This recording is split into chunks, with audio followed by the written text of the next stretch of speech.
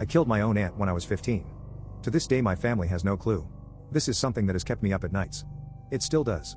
Even though I try to convince myself that I was just a naive 15-year-old. I will forever carry the ache of what happened. I am from a rural area from India and I have a big extended family. I must have been 11 when I saw my paternal grandmother mourning the death of my eldest aunt's husband. As an 11-year-old boy, I couldn't comprehend how this would affect my life. My aunt had had a surgery to remove a brain tumor a long time back. Unfortunately for her, something went wrong and this resulted in her being partially blind. She couldn't see things clearly unless she held them very close to her eyes. She had also developed a skin condition which caused her skin to get flaky and dry and stinky. She was unable to conceive as there were some complications during her first pregnancy and the child was stillborn. After her husband's passing, his siblings looked at her as a liability. They didn't want to take care of her. Everyone that we knew advised my parents to put her in a nursing home. But they chose to bring her to our place to take care of her instead. My aunt would have some spans where she would not behave in a sane manner. My family speculated that it must have been due to some secretion of mucus in her brain. This meant that my parents could almost never go anywhere together.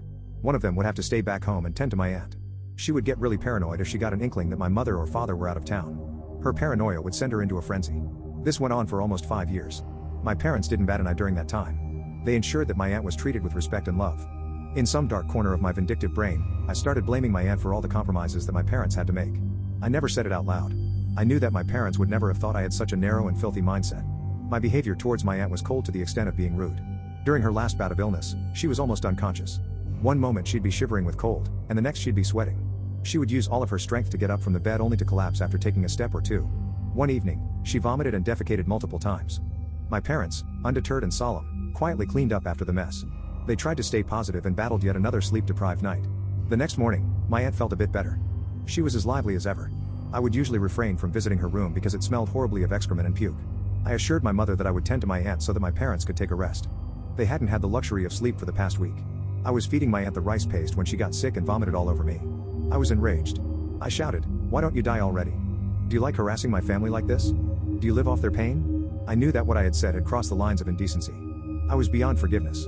I apologized quickly and profusely. It sounded like a half-hearted apology and a futile attempt to cover up the venom in my words. I couldn't even convince myself that I was fully sorry. My aunt was taken aback. She was disappointed and broken. She folded her hands as a way of acknowledging that she knew what she was putting her own family through. She passed away 2 days after that interaction. She was almost comatose during the last 2 days. The last gesture she made before going unconscious was asking my mother to ensure that I was fed. I know that there is nothing that one could have possibly done to revive her. But I know for sure that those were my words that stabbed her life force. I had destroyed her will to live. I will forever be ashamed of the depths I had fallen to. People would never know that behind this pseudo-sincere face lies a monster who wished that one of their family were dead. I am sorry, Adia.